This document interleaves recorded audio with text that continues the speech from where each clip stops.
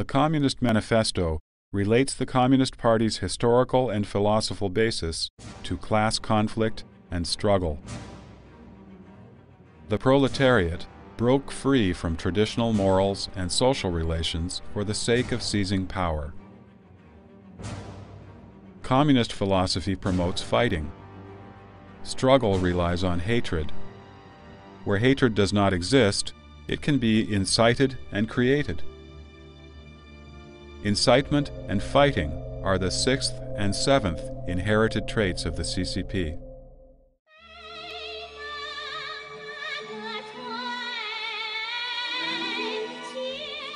A well-known story of class oppression, The White-Haired Girl, was originally a story about a woman immortal.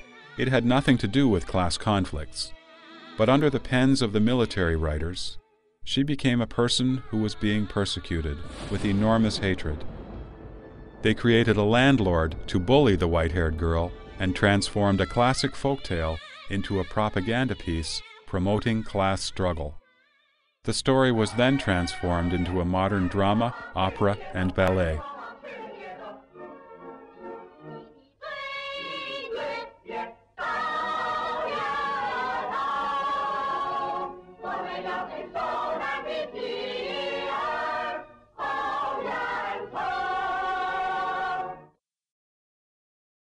Inciting the masses to struggle against each other is a classic trick of the CCP. That is where the formula for class division comes from, making 95% of the population struggle against the remaining 5%. The CCP has made full use of and developed this technique in many of its political movements. People classified into the 95% were safe, but those within the 5% were enemies and were struggled against. Out of fear and to protect themselves, most people strived to be included in the 95%. This resulted, though, in many cases in which people brought harm to others, even adding insult to injury. Fighting, to the CCP, is more than the armed forces and armed struggle. Mao Zedong said, "A revolution is not a dinner party, or writing an essay, or painting a picture, or doing embroidery. A revolution is an insurrection, an act of violence by which one class overthrows another." We need to struggle to seize power, and we also need struggle during periods of peace. In 1941, the CCP began the so-called rectification movement in Yan'an. It created a model for persecution that is most fearsome. The first step of the rectification was to set up individual personnel archives. One had to list all acquaintances since birth, all important events, and the times and places of their occurrence. Emphasis was placed on personal thought processes during these social activities. Evaluation based on party nature was even more important, and one had to confess any anti-party thoughts or behavior in one's consciousness, speech, work attitudes, everyday life, or social activities. In fact, the rectification movement was a so-called cleansing movement by which Mao Zedong intended to purge and eliminate party dissidents. The CCP used methods of testing everyone. It extorted so-called confessions through torture, resulting in countless frame-ups, false, and wrong accusations. During the rectification, Yan'an was called a place for purging human nature. According to the Guangdong District County statistics, the number of types of corporal punishment they used was around 24. The rectification movement was the most horrendous, darkest, and most ferocious power game ever played out in the human world. It blasphemed human civilization and dignity. It distorted human nature and conscience. Under anxiety and fear, people abandoned honor and self-respect. Under intimidation and torture, people betrayed their conscience and friendship. According to a report in the CCP-controlled Liberation Daily newspaper, in Shui County, 160 people were said to have repented, more than 280 were said to have confessed, and 190 people were exposed. Even teenage children went up to the stage and confessed that they were spies. In order to protect one's own life, the people stopped expressing their own opinions and began to simply recite quotations from party leaders instead. The rectification movement in Yan'an has since become the template for CCP's political movements.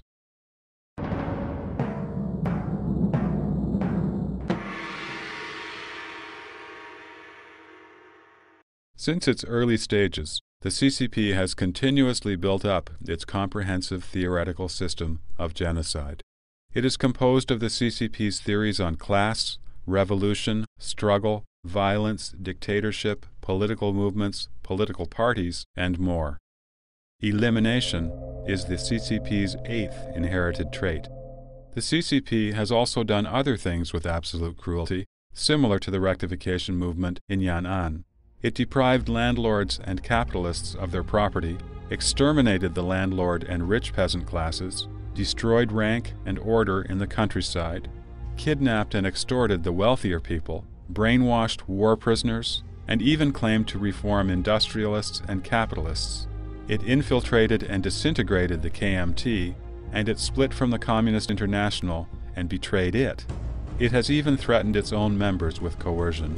Everything the CCP did was hard line. Everything mentioned above was based on the CCP theory of genocide. The essential expression of the CCP genocide is the extermination of conscience and independent thought. If Hitler was said to have exterminated the flesh body of human beings, then the CCP not only wants to exterminate the flesh body, but even more so, wants to exterminate the human mind and spirit. Each and every political movement has been to reform the people's mind and brainwash the human spirit. Genocide serves the fundamental interests of the CCP. Under this reign of terror, the CCP will not only eliminate you if you are against it, but it may also destroy you even if you are for it. It will eliminate whomever it deems should be eliminated. Consequently, everyone lives in the shadow of terror, and everyone fears the CCP.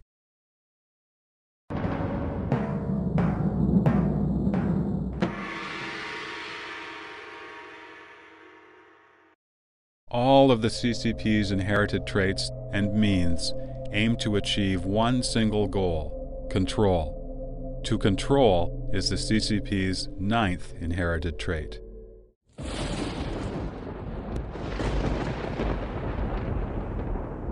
Through its evil actions, the CCP has proved itself to be the natural enemy of all existing social forces. Since its inception, the CCP has struggled through one crisis after another. The perpetual fear for survival has made maintaining its existence and power the highest interest of the party. The party's interest is not the interest of any single party member, nor is it a collection of any individual interests.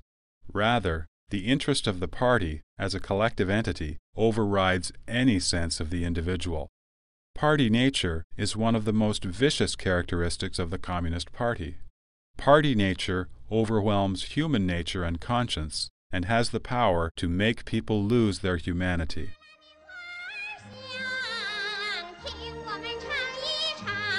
The beautiful melody of this folk song from northern Shanxi province is a familiar tune to people's ears, yet the scent rising from this flower basket is not that of any grain or cotton flowers, but rather of the opium poppy. The scent, indeed, was opium, and Mao Zedong named it the revolutionary opium. In 1942, in order to build up its financial resources for a civil war, a mass production movement was launched in Yan'an. The Central Political Bureau of the CCP established an opium production committee led by Ren Bushi, one of the early leaders of the CCP. They, along with the Japanese, sold opium to regions controlled by the KMT, poisoning their own countrymen. In the Vladimirov Diaries, Peter Vladimirov, a representative of the Comintern and a reporter from the TASS news agency, based in Yan'an, recorded a statement made by Dong Fa, a member of the Central Political Bureau of the CCP. He said, "In the past, we sent out one truckload of food after another, and we came back with only a small bag of money. Now we send out small bags of opium to KMT territories, and we actually bring back big bags of money, one after another.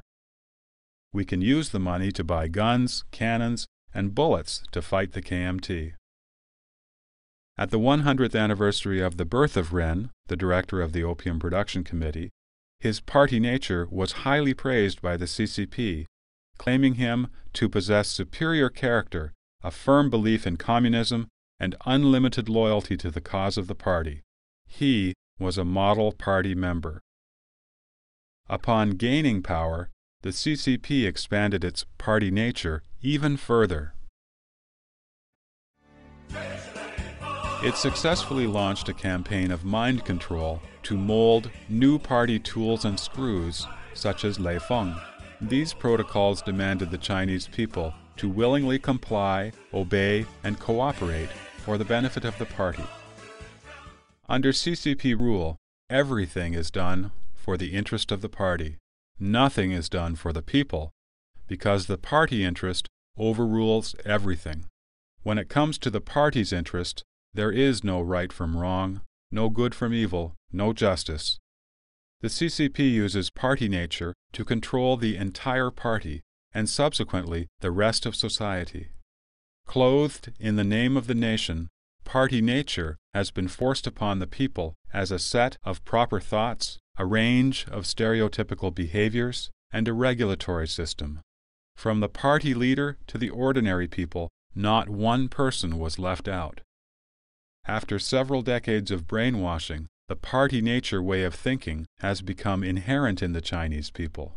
They became self-restrained, self-compliant, and self-disciplined.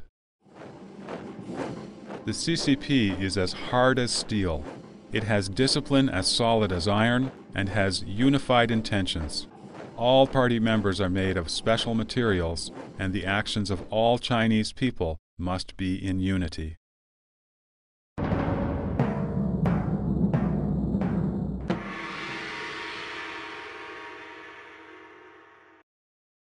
The CCP has a life of its own, with its own independent body. The party runs the officials. It's not the officials running the party. In fact, a majority of the highest party officials, the general secretaries, have, in the end, been labeled anti-communist. The founder of the CCP, Chen Du-shu, was an intellectual and a leader of the May 4th student movement in 1919.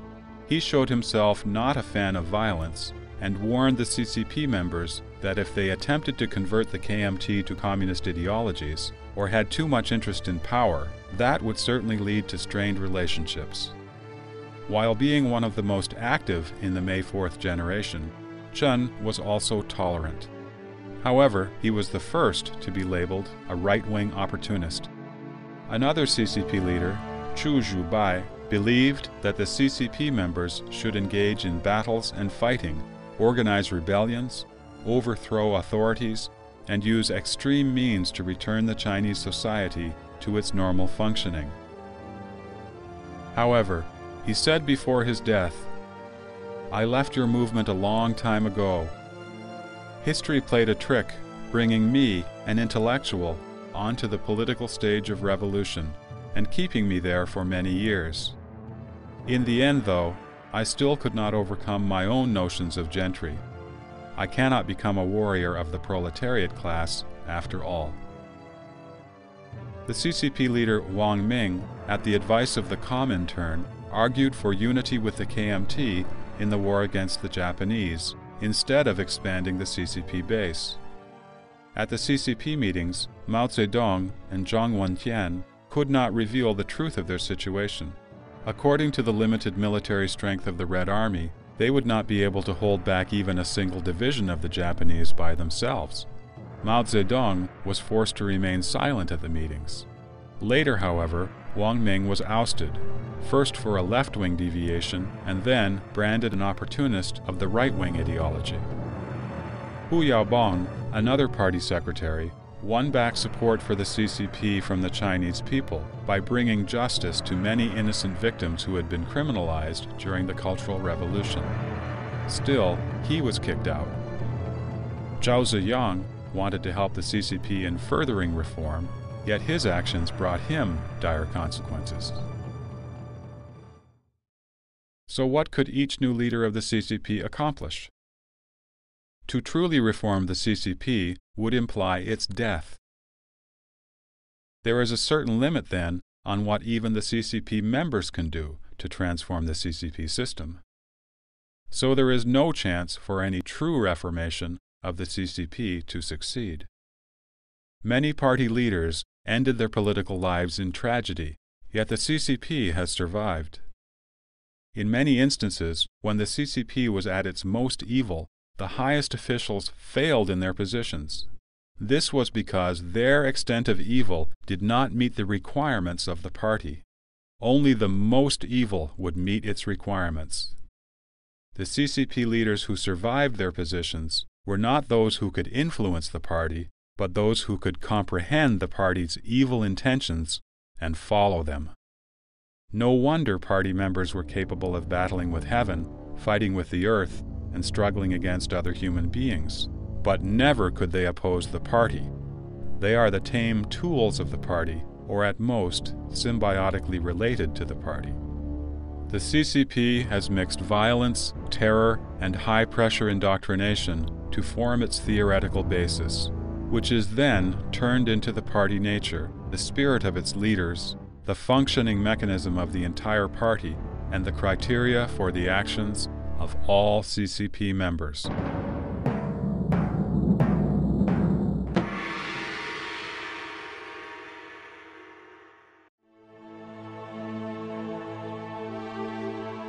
The history of the CCP tells us precisely its illegitimacy.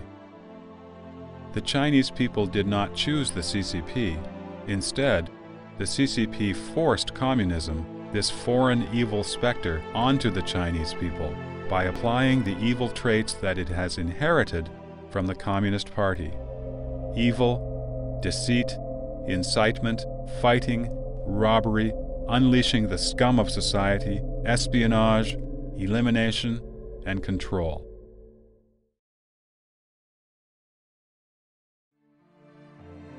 When the Communist Party needed workers, it named them the leading class and pioneers of the proletarian revolution.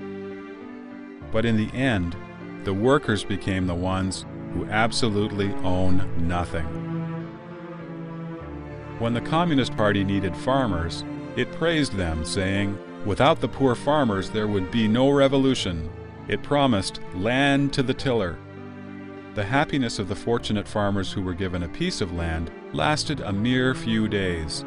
Their land was later taken to establish the people's communes. When the Communist Party was almost exterminated by the KMT, it appealed loudly, "Chinese do not fight Chinese." However, as soon as the anti-Japanese war was over, the CCP turned full force against the KMT and overthrew its government. When the CCP needed the support of democratic parties, it urged that all parties strive for long-term coexistence, be sincere with one another, and share honor and disgrace. But anybody who disagreed with or refused to conform to the party's concepts was eliminated.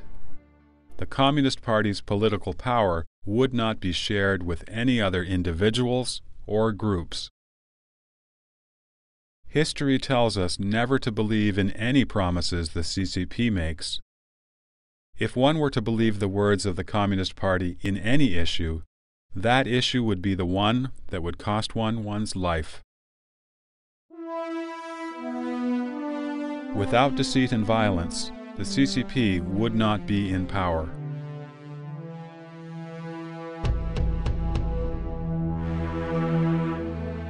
For the past several decades, the CCP has brought ceaseless disasters and endless miseries upon the Chinese people. The indulgence of the CCP in wanton massacre and willful persecution throughout China has been the greatest misfortune for the Chinese people. To be free from the CCP shackles will bring new hope to China.